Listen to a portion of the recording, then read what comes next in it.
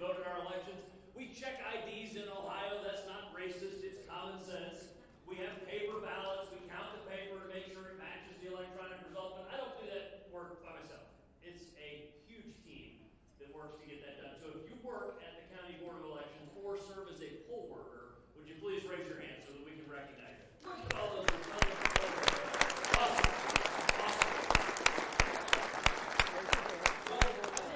We've done a good job keeping the elections honest in Ohio. And let's put one thing to rest.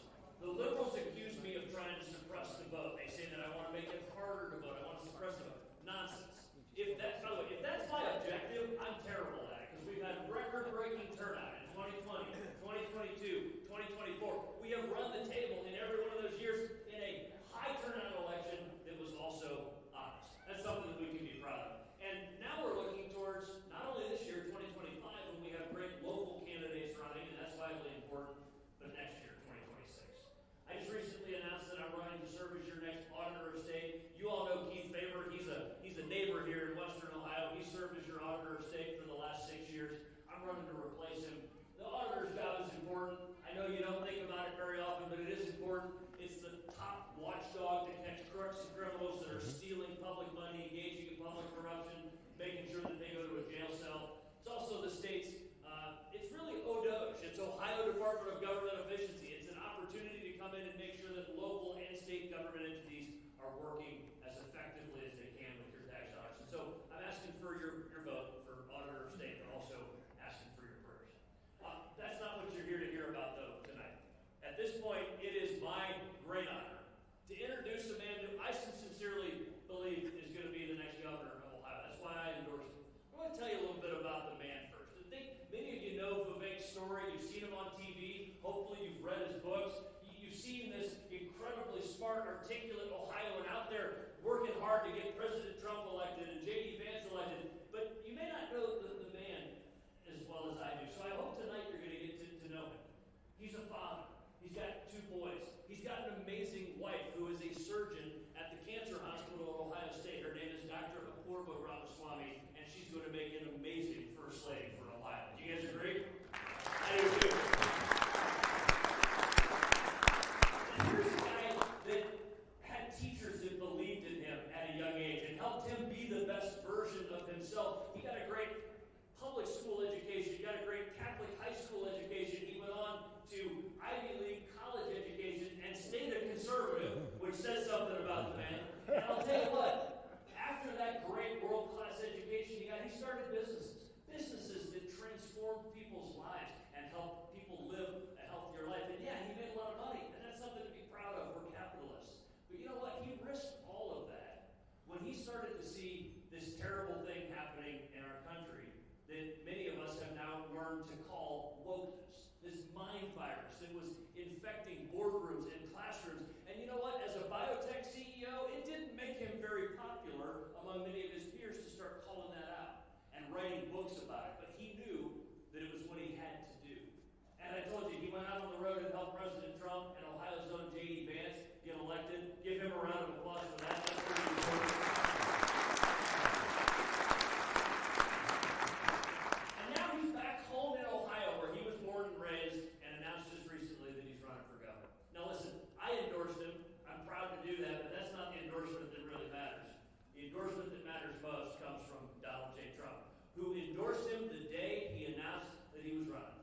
President Trump put his support behind Vivek Ramaswamy, saying he gets his complete and total endorsement. Don't you love how Trump doesn't do anything halfway? Complete and total endorsement. But he went on to call Vivek something special. Listen, Trump doesn't throw compliments around very easily, but he called Vivek something special. Vivek is a generational talent that really can transform Ohio. But here's the thing that really convinced me. Actually, who are my fellow veterans in the room? All right, you all will know Smitty. You'll know what I'm talking about. It's Marine. There are leaders you follow because you have to, because they've got more rank on their sleeve than you do, right? You got to follow them. There are those rare leaders that you follow because you want to, because they inspire you, because they lead by example, because they have the courage of conviction to do what's right even when no one's watching. That is the kind of leader that we have in front of us. That's the kind of leader that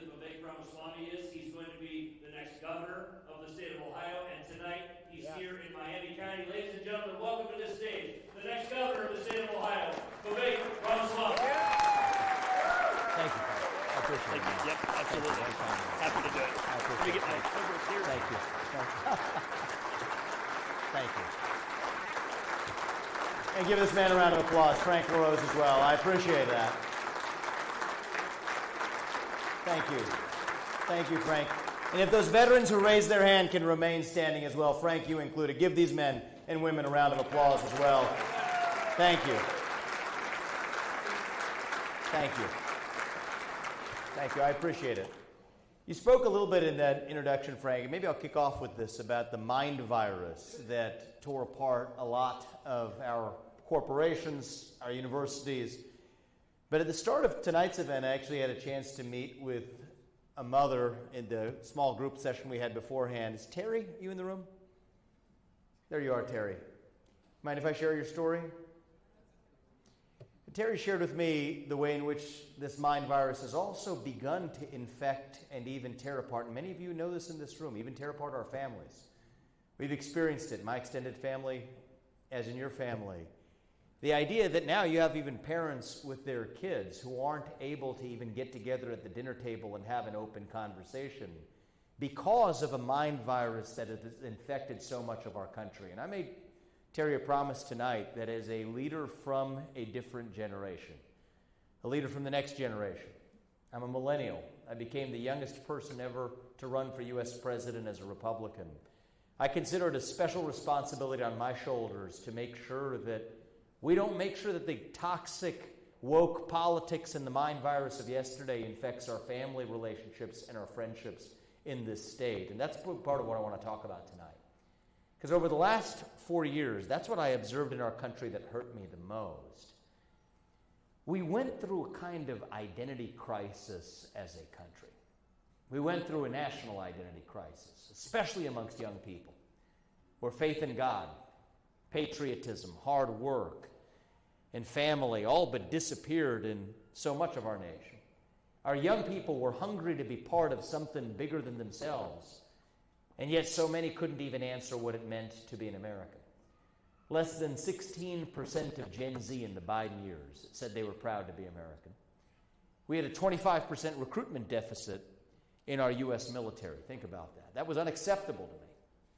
That's why I spent the better part of the last year traveling this country to make sure that we re-elected Donald Trump as our 47th president of the United States. And in November, we got it right for the future of our country. It was a fork in the road. It was a fork in the road for the future of America. We were on the precipice. And I'm proud of our country. I'm proud of all of you in this room. We got it right. And I now do believe that we are on the cusp of a new golden age, a new golden era, a new renaissance in the United States of America. I have never been as optimistic for the future of our country than I am right now. But it's not going to happen automatically. It's going to take all of us to now chase that future and make it real. It's going to take all of us to step up and revive our conviction in what it means to be a citizen of this nation. To answer that question of what it means to be an American in the year 2025. To me, it means we believe in the ideals of 1776. It means we believe in ideals like meritocracy and the pursuit of excellence and hard work. That you get ahead in this country, not on the color of your skin, but on the content of your character and your contributions. And that is why we're done with the woke DEI agenda and affirmative action programs and group quota systems. It's behind us because we believe in merit and hard work. That is who we are as Americans. It means we believe in the rule of law. And I say this as the proud son of legal immigrants to this country. They came to Cincinnati 45 years ago with no money. And in a single generation, I've gone on to found successful companies. Lived the American dream as my wife did, herself the kid of legal immigrants as well. I say this as the proud son of those legal immigrants. That means your first act of entering this country cannot break the law. And that is why if we've had the largest influx of illegal aliens into our country in American history, then we also ought to have the largest mass deportation in American history. It's not racist or xenophobic. That's what it means to stand for the rule of law in the United States of America. It means the people we elect to run the government ought to be the ones who actually run the government and make the laws, not the unelected bureaucrats in the D.C. deep swamp and the deep state of those three-letter government agencies. It's not too much to ask. What does it mean to be American in our character? It means that we're heroic, that we're brave, and that when called upon, that we will make a sacrifice for our country in our time of need. That's what we voted for when we sent Donald Trump back to the White House. It wasn't just about the economy. It wasn't just about the border. It wasn't just about immigration. It was about a revival of conviction in who we are as a nation. And I think we're on the path back to greatness. It won't be a straight path. There'll be some bumps along the way. But I believe we are on the path back to greatness. However, it isn't a one-man job to save this country. It doesn't work that way. If we are going to be saved as a nation, it's going to be because all of us step up and actually play our role to save ourselves as a country. And I think this is going to start with the states now. Now this is moving. The power is moving from Washington, D.C. back to the states and to the people where it belongs. That's what our founders envisioned. It's going to be a golden age for federalism ahead in the next decade of America's revival. The golden age for America will be a golden age for federalism. This is where we here in Ohio now have an opportunity to lead the way. Not as followers of Texas, not as followers of Florida, but as leaders for the 50 states of this union. And that is why I've declared my run to be the next governor of a great state at the heart of the greatest nation known to the history of mankind. That is why I'm running to be your next governor in our great state of Ohio. Thank you. And to me, we are a great state. But great is not good enough. I don't want Ohio just to be one of the better states in the Midwest. I want to lead Ohio to be the top state in the country when it comes to raising a young family, giving your kids a world-class education, to put more money in your pocket, to generate wealth, to allow you to keep that wealth and celebrate it because we embrace capitalism and meritocracy instead of apologizing for it. The state where we give our kids the tools not to see themselves as victims but as victors in a competitive global economy. The state where patriots across this country actually flock to and flock back to, including the sons and daughters and the grandsons and granddaughters of this state who have left to pursue opportunity elsewhere, to reclaim them and repatriate them back to our own home state right here in Ohio. I want to lead Ohio to be the state of excellence in the United States of America. And there are those who say that that's too ambitious. That's unrealistic. How could Ohio be that state? My answer to them is that it wasn't long ago that Ohio actually was that state in America. See, today, young people on the internet in the last few years, they had a meme, TikTok and social media apps, it would say, if something was a little bit old or out of touch, they would label it only in Ohio. And that's true, that irritated me. Because it wasn't long ago that people weren't making fun of Ohio. They were aspiring to be Ohio. At the turn of the last century, it's not that long ago, we're talking about 1900, Ohio was the wealthiest state in the Union. It's the third most populous state in America. We led the first industrial revolution. We were an economic powerhouse at the heart of the country. 6 of the top 15 wealthiest cities in America, even in the 1950s, which really wasn't that long ago. In the 50s, 6 of the top 15 wealthiest cities in the nation were right here in our home state. Toledo was the glass capital of the world. Akron was the rubber capital. Youngstown and Cleveland were jointly the steel capitals of the West. Dayton, not far from where we are right now, led the computing power engine that powered the Industrial Revolution. My hometown of Cincinnati, where I was born and raised, we were known around the world as the Queen City, a consumer products capital, Porkopolis, providing the food supply chain for the entire Western Hemisphere. That's who we were as Ohio. We were the pioneers, the explorers, the unafraid, the people who no bureaucracy or no government would dare stop from achieving the maximum of our own God-given potential. I spoke to a group of students at the University of Dayton earlier tonight on my way here. She says, I don't know if Gabe's in the room. Gabe, there you are. Give that man a round of applause. He did a great job. Young man is rallying students across our state. President of the College Republicans. You say it was the biggest event we've had there at the Dayton College Republicans? We had our biggest event ever. Think about that, what that says about the Gen Z energy coming behind us. I'll tell you what we talked about there. I opened it up to Q&A. A young woman comes up, she's an electrical engineer. Next guy comes up, he's majoring in aerospace engineering in Dayton. They're asking about opportunity, how they're able to pursue it here in Ohio. You know what I told them? They're continuing a long tradition that's true to our state. We're the state that sent Neil Armstrong to be the first man in human history to walk on the moon, born, raised, and living right here in Ohio as he did it. We're the state that sent John Glenn to be the first American to go into orbit in outer space from right here in Ohio.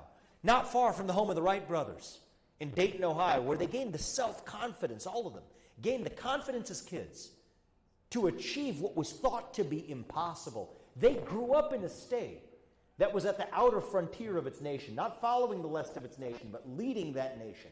We were the state of excellence in America. And you know what? We can be that state again. All we have to do is to believe in ourselves to actually do it. And the good news is we have every geographic advantage, every natural advantage that we had the first time around. Think about it. The same fertile farmland.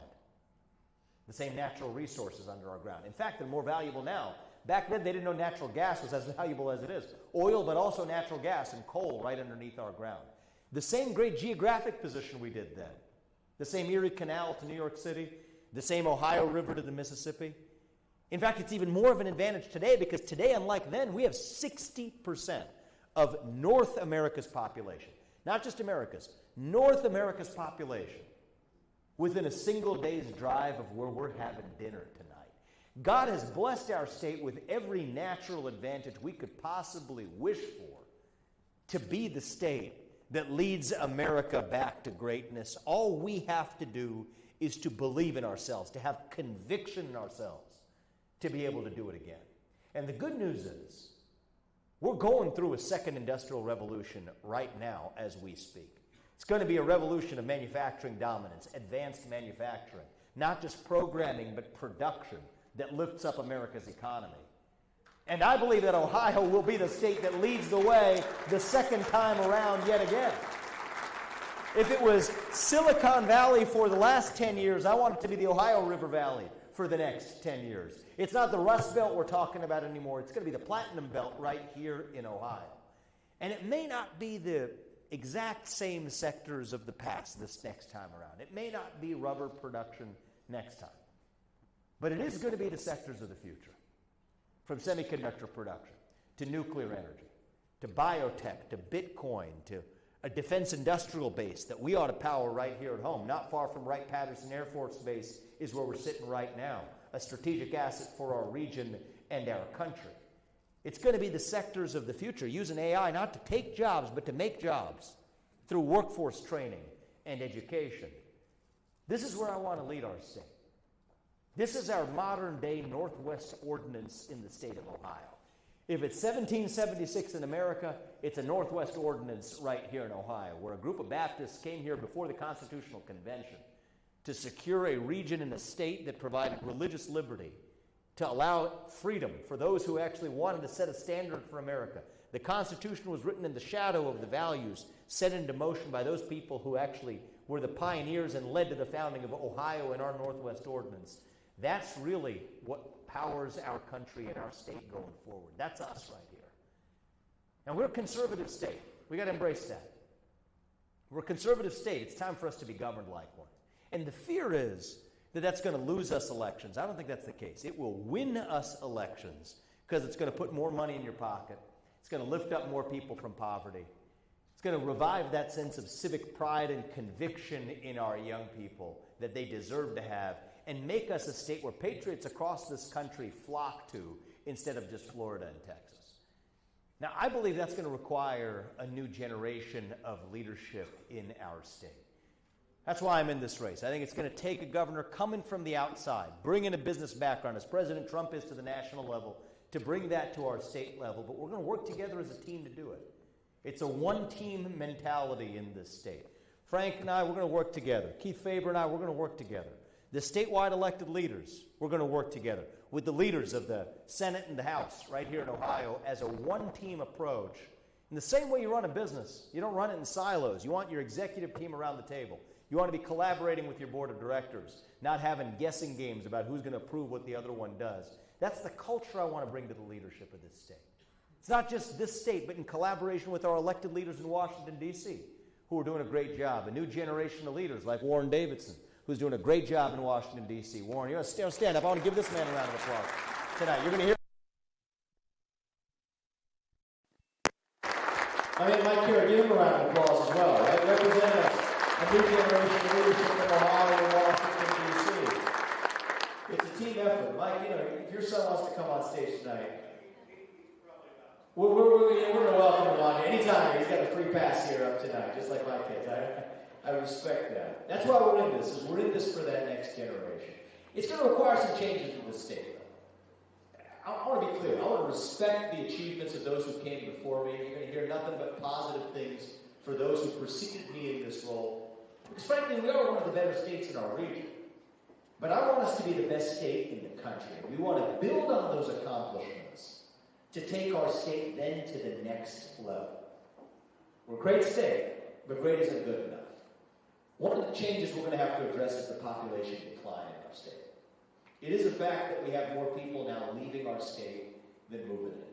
And if you look at who's moving out, they tend to be those younger college-educated people. The people moving in tend to be on government aid. And demographically, that makes for a real challenge for our state. We're going to have to turn that around. We have to make our state as attractive or more than Texas or Florida or Tennessee, where people are moving into. And that is why I'm proud to commit to you that as your next governor, I will lead Ohio to become a zero-income tax state so that you can keep what you earn in the state of Ohio. It is your money, not the government. And that will do a capital gains too, which is going to make us a boom for entrepreneurs across this state. That's what's going to lift us up. No more arbitrage in Ohio. No more having our neighbors spend 6 months in a day in Florida. It isn't for the weather, okay? It's for the taxes, and we got to catch up with the incentives we create. We can't create incentives for people to leave our state. We have to create incentives for people to actually remain in and move into our state. It's not just income taxes. We're going to take care of what I know is crippling many Ohioans right now is our property taxes, which are way too high, unjustly high in this state. You shouldn't be paying as much on your property taxes as you are on your principal and interest payments on your mortgage, because it starts to feel a lot like the land that you own is really just a lease from the government. That's un-American. It's antithetical to our values here in Ohio, and we're going to put a statewide ceiling on the maximum amount as a percentage of your property that a county can assess in property taxes, and we're going to require ballot language that brings transparency so that even a young person can understand what they're actually going to pay in your property taxes. It's actually really hard today, right? Yeah, 20 mils, this, millage, that. Nobody knows what millage is. I mean, maybe some of you do, but Frank and Keith Brock should. Okay? But nobody's doing millage. Just tell me, if your house is $200,000 and you vote for this increase, here's how much more you are going to pay. Be straight with people about what we're actually doing. These are common sense reforms. We're bringing a radical revolution of common sense to the way this state is governed at every level. And I think that should unite not just Republicans, but hopefully people of even independent political persuasion, orphan, Reagan Democrats, libertarians. I don't care what you call yourself. If you care about, there's two genders, either man or woman, but I don't care what you call yourself politically speaking, okay? If you care about educational excellence for your kids, if you care about economic excellence for your kids, if you care about your kids having the same shot at the American dream that this state and this country gave to me, then frankly, we're on the same team to take this state to our next level. The challenges I'm addressing, despite, we have some protesters outside tonight. We frequently give them an opportunity to talk to us, to come in here. You didn't have time tonight because of the UD event, but 2 nights ago in Warren County, I went out and talked to them directly, one-on-one, spent a half an hour talking one by one to the protesters on the street. And by the way, our boots on the ground bikers for Trump helped us do that. So stand up. Give these guys a round of applause. Bikers for Trump. I appreciate that. You guys are great. It helped us make sure that they didn't have to stand around, but make sure that we were having civil conversations, keep things under control, as we did that evening. And the truth is, many of the issues that I'm talking about, they're not even aware of that are going to actually affect them. I'll give you one. We're facing a looming electricity shortage crisis in the state unless we step up and do something. Right? This isn't a Republican versus Democrat issue, but it's an issue that affects all Ohioans. We have AI data centers moving into our state, which, to be clear, is a great thing. I welcome that. I want more of that. But that means that we're going to see a spike in demand. We're already seeing a spike in demand for the electricity from our power grid, more than we've ever seen in our state's history. And yet, our base load power generation, that refers to the minimum amount of power required to cycle electric demand for 24/7 needs, our baseload power generation is as thin as it's ever been because of the left's war on coal and natural gas in our state. That math doesn't add up. So 5 years from now, I just want to be crystal clear about what this means. On the status quo, the train's heading in this direction. If we don't switch tracks, we're headed to rotating power outages in this state in 5 years. I'm sorry, we're not part of the third world here. Okay. I traveled to the third world as a kid. My parents were legal immigrants from India, but they took us back to see our grandparents to a village in rural southern India that had rotating power outages in the 1990s. And I would be so grateful when we would come back to Westchester, Ohio, and then to Evendale, Ohio, where I grew up. And we turn on the lights, and 10 times out of 10, what do you know, the lights come on. All right, you open the fridge for breakfast the next morning, the milk in the fridge, 10 times out of 10, has not gone back because it was running overnight. We couldn't take that for granted when we were visiting grandparents in a rural village in southern India. Now the irony is those parts of the world, including that village, they got Domino's Pizza, Pizza Hut, and air conditioning and 24/7 power. The last thing I want to see, and we'll make sure it doesn't happen, is we're not going to have rotating power outages in the state of Ohio. But beware, it's already happening in California. It's already here in the United States of America. That's because of the assault on power in the United States. Fossil fuels aren't a bad word. Coal shouldn't be treated as a four-letter word. I applaud President Trump for writing an executive order that actually helps revive, just last week, coal production in the United States. But we have to finish the job here in Ohio where we celebrate our natural resources. Drill, frack, build natural gas pipelines. Build in this state in a way that embraces every form of energy, from coal to natural gas to oil to, yes, small modular nuclear reactors, where we will lead the way in the United States of America to strengthen our electric grid for not just the next 10 years, but the next century. That's where we can lead our state. That's not just for Republicans or Democrats. We're going to have lower electricity costs for every Ohio, regardless of your partisan affiliation. Here's the other thing we're going to do in our state. When I talk to business leaders across our state, what are we short of? Our workforce shortage is a major issue in this state. Part of that's going to create a population boom. But the other part of that is, I want to lead Ohio to be the state that sets an example for the country in finding our way out of this educational achievement crisis that has really afflicted an entire generation. And I don't use that word crisis lightly. This is serious stuff. Hard facts, okay? If you care about somebody, you tell them the truth. If you care about yourself, you tell them what they want to hear. I'm going to give you the truth. This should make us uncomfortable. It makes a lot of people uncomfortable. 75% of 8th graders in the United States right now are not proficient in math. Okay? Kids in China are, on average, a full 4 years ahead of the average student here in academic performance. So let's do the math on that, right? A 7th grader here is performing at the equivalent of a 3rd grade student in China. That's unacceptable to me. It's unacceptable to us. As parents, as Ohioans, as Americans, we refuse to just stand by and idly watch as China laughs at our gradual decay into oblivion. No. We're going to turn this ship around.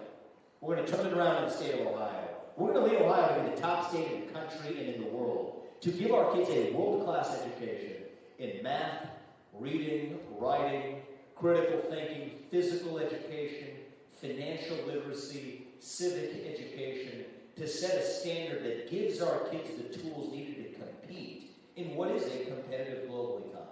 That's going to require taking our school choice programs to the next level. I'm a school choice evangelist. I won't apologize for it. Every parent has the God-given right, I believe, to send their kids to the best possible school they can. And we got to be at the level of Arizona or Iowa we're pretty good in this state, but we can go even to the next level. However, it is also true, as you travel parts of the state, as I have, there are parts of the state where there aren't those choices. Those choices just don't exist for our kids. And we have to make sure that our public schools are also equipped to compete with the best of those alternatives. And to me, this starts at the most basic level. First, we've got to make sure our kids are showing up to school. Chronic absenteeism is a major problem across so much of our state. Let's start with the basics. I'll pledge this as your next governor that never again in this state will we bend the knee to an Anthony Fauci knockoff who allowed our public schools to be closed while our private schools were shuttered during the COVID-19 pandemic. She owes those kids an apology. Right? That's my opponent in this race, Dr. Amy Acton, who we're going to defeat by 40 points with your help to be able to get there and leave there in a landslide next year. That's what we're about to deliver. That's just the table stakes. They got to show up to school, and since COVID-19, we've had this absenteeism issue. But we got to go further than that. We got to make sure that our schools are foremost about the achievement of our students. Some brass tacks here. Over 60% of our public school dollars don't go to classroom instruction, when the number one factor outside the family that affects a student's performance is the quality of his teachers. That doesn't make any sense. I want the best teachers, the best public school teachers, to be able to make a lot more money than they are right now, because it's not possible to live the American dream on a starting salary of $40,000. Can't do it in today's cost environment. I want the best public school teachers to be rewarded. I'm a product of public schools in Ohio. I went to Princeton Public Schools through 8th grade. I had a teacher in 6th grade named Mrs. Kinney, who changed my life at Robert E. Lucas Intermediate School in Sharonville, Ohio. She lit a fire under my feet. She saw potential in me that I didn't know I had. She caused me to work harder. She changed my life. In fact, I talked about it in a couple of my speeches, and my mom earlier today, I think I heard some of my speeches, sent me a picture of me and Mrs. Kinney today. It's a picture. I was giving her a hug at the end of the school year, and I remembered that picture because for much of the school year, I was kind of afraid of her. but she actually helped me out a lot, and it really changed my life. And I want to make sure that we have more teachers like Ms. Kinney who go that extra mile to see that kids aren't widgets on an assembly line, that every kid deserves their own unique, tailored path in education. But we're not getting the best anymore unless we're actually compensating teachers according to performance, with meritocracy, where the best teachers can live the American dream in our state. To make our state a magnet for the best educators across the country in math and reading and writing. And we won't forget physical education either. The health of our kids. You want to save on health care costs in the long run? The best way to do it is to have a healthier population in the first place. We're going to integrate PE starting in kindergarten. We're going to bring back the presidential fitness test, which frankly, I don't know why we got rid of it in the first place. That's something that got to be a standard that we set for every one of our kids. Healthier food in the cafeterias. Not just physical health, but mental health too. Addressing the crisis and cycle of depression, anxiety, fentanyl, opioid addiction, suicide that's festered in our state for too long, to revive that crisis of purpose and meaning, beginning with our educational system. Get the cell phones out of the classroom. Say the Pledge of Allegiance every morning with a moment of silence to remind ourselves and ground ourselves in the why. To stand for what is right, what is true. Individual, family, nation, and God beats race, gender, sexuality, and climate if we have the courage to stand for what is true. Replace the woke indoctrination and victimhood psychology with actual civics lessons, actual civic education, actual U.S. history lessons that teach our kids to be proud of our state and our country rather than to be ashamed of it. We got to hold ourselves to a higher standard. On my watch as your next governor, we will require that every high school senior who graduates from an Ohio public high school will have to pass the same civics test that every legal immigrant has to pass before becoming a voting citizen or naturalized citizen. If they have to at least be information for graduating high school in the case of our public high school students. You can't love a country that you don't know the first thing about. You got to have real skin in the game. And that will lay the foundation then.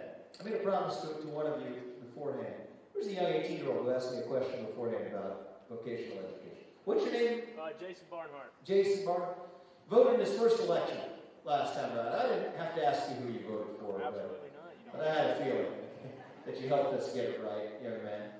Yeah, Jason asked me a question beforehand about how do we actually give our kids the tools they need to fill the workforce needs that we have. We got to be a state where I want us to have the best four-year universities. I don't know if you're planning to go. Are you in high school or college now? I'm in high school, senior. You're in high school. You told me that. High school senior, right? I want our state to be the state where if you want to become a doctor or an engineer or a computer programmer or an entrepreneur, you have a great bachelor's degree program, four-year college degree program that services your needs the best you can find in the country. I want them here in Ohio. That was my path to the American dream.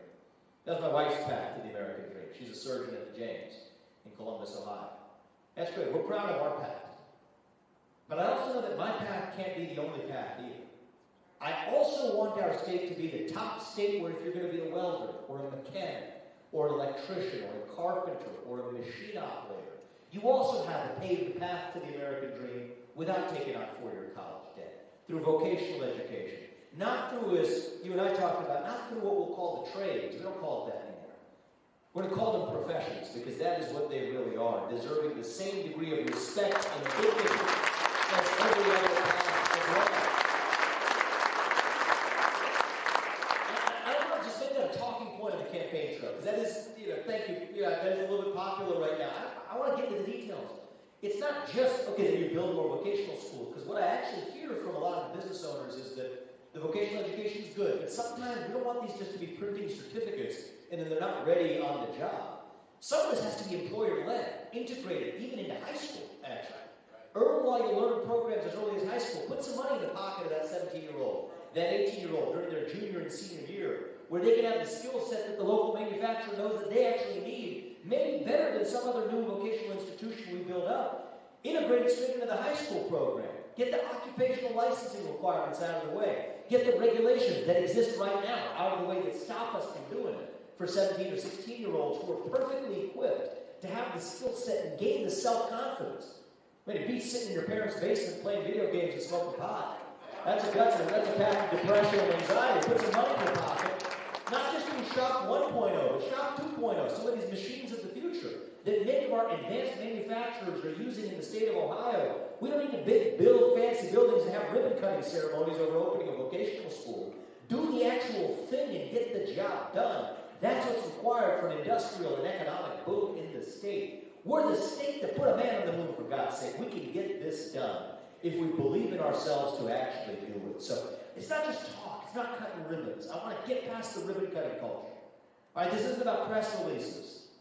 This is about actually driving not just a GDP boom, but making sure that our state isn't a state where little league teams are shutting down because they can't find a local company to sponsor them anymore.